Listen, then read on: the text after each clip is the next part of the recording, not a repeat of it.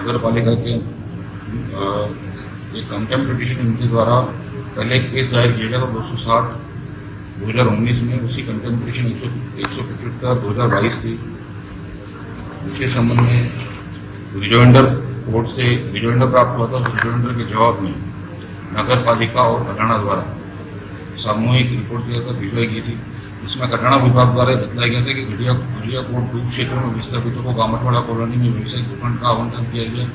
विस्थापितों का आवंटन की समस्त कार्रवाई पूर्ण होने के पश्चात प्रदर्शन के आधार पर 28 को अंतिम प्लान तैयार किया गया था, जिस पर अधीक्षण अभियंता, अधिशासी अभियंता और सहायक अभियंता के हस्ताक्षर जो कटाना के थे उनके द्वारा हस्ताक्षर किए गए थे।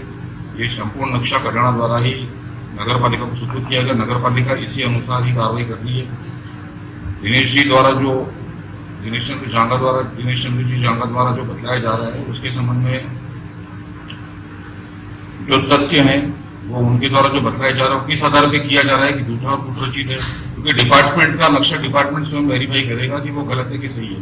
वो दिनेश चंद्र जांगा कौन होता है उसको वेरीफाई करने वाला कि गलत है कि सही है, क्योंकि डिपार्टमेंट ने खुद ने हमें वो जमीन जो दी है नगर पालिका को सुपुर्द करी है, वो भी इसी 2004 के आधार पर ही सुपुर्द की गई है। और जो अतिक्रम हटाए गए थे वो भी 2004 के आधार पर ही हटाए गए थे।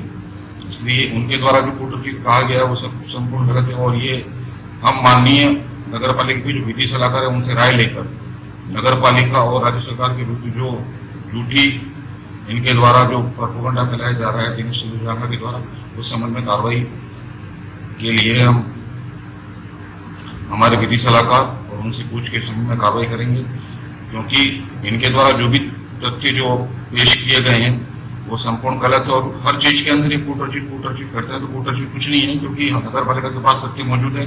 तथ्य देखने के पश्चात ही इस संबंध में स्टेटमेंट दिया जाना सही होगा, क्योंकि ये स्वयं तो कह देते हैं गलत है कहाँ पे नगर पालिका के पास में रिकॉर्ड है, क्योंकि उसी आधार पर नगर पालिका के संबंध में कार्रवाई करती है। धन्यवाद।